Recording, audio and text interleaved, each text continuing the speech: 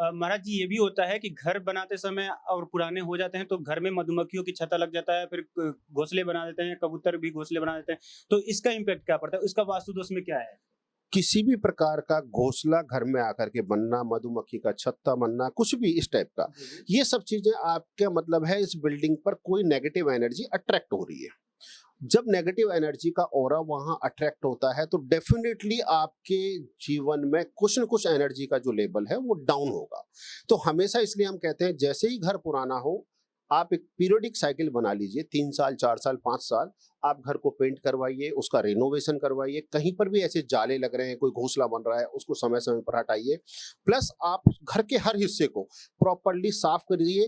पहले के टाइम में क्या करते थे, हर दिवाली पर कुछ भी नहीं तो कम से कम घर को हर हिस्से से सफाई करते थे ताकि किसी प्रकार की गंदगी के आने के चांसेस कम हो। तो गुरुजी, घर में अपने तुलसी पौधा भी प्लांट भी लगाते देखते हैं, वास्तु प्लांट हो गया, मनी प्लांट हो गया, तो इनका क्या महत्व है? क्या मतलब लगाना सही होगा? कोई ऐसा चमत्कारी पौधा भी है जो मनी अट्रैक्ट करता हो? अगर बात करते हैं तो किसी भी प्रकार की हरियाली कोई भी पौधा हमारे पास ये मल्टीपल प्लैनेट्स को रिप्रेजेंट करते हैं। कोई गुरु ग्रह को करता है, कोई चंद्रमा को करता है, कोई बृहस्पति को रिप्रेजेंट करता है, कोई राहु केतु को रिप्रेजेंट करता है। तो अलग अलग पौधे अलग अलग रिप्रेजेंट करते हैं। लेकिन जब भी हम वास्तु की बात करते हैं तो वास्तु पुरुष में हमारे पास जो बुध का क्षेत्र होता है उत्तर दिशा, उत्तर दिशा के अंदर आपके पास मैक्सिमम ग्रीनरी होनी चाहिए।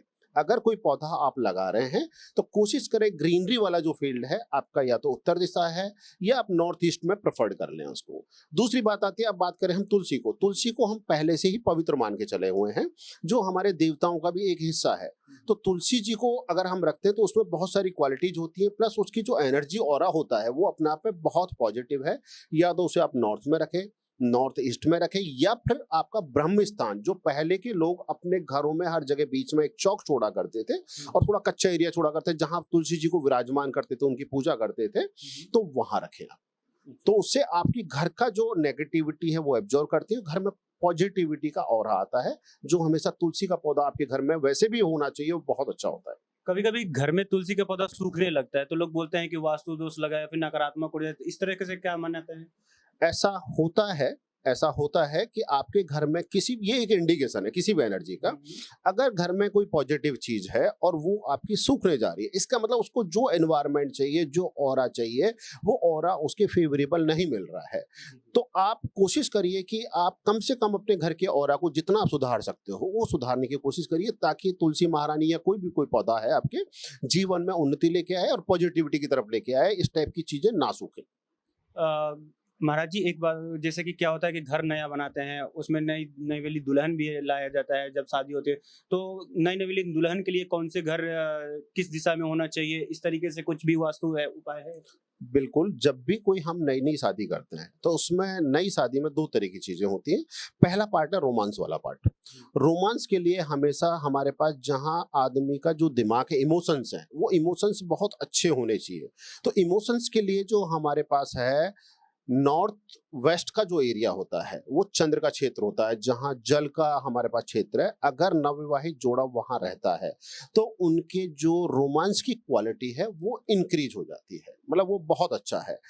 अगर हम उसी जोड़े को शिफ्ट करके साउथ वेस्ट में रख देते हैं, साउथ वेस्ट हमारे पास जो हिस्सा है वो मालिकाना हक के लिए है। अगर उस आदमी को आगे जाकर के ऑथोरिटेटिव मोड में जाना है तो साउथ वेस्ट कोना भी एक जोड़े के लिए रहने के लिए अच्छा है।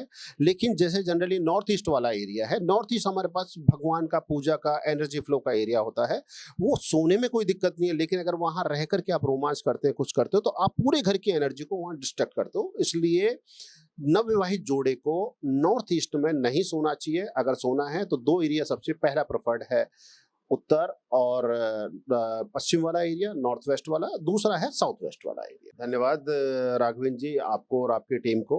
और बहुत अच्छे आपने प्रश्न पूछे। मैं तो आपके दर्शकों को ये कहूँगा कि इनको गाइड की तरह लें और अपने जीवन में, अपनी उन्नति में इन चीज़ों को सहायक बनाएँ। और आपका इस प्रकार से सूचना को शेयर करना, लोगों को बताना, ये आपके लिए बहुत ही अच्छा प्रयास है। मैं आपको और आपके चैनल को बहुत-बहुत धन्यवाद देता हूँ, शुभकामना देता हूँ कि आगे जाकर के आप उन्नति करें और बहुत अच्छा आप ग्रो करें।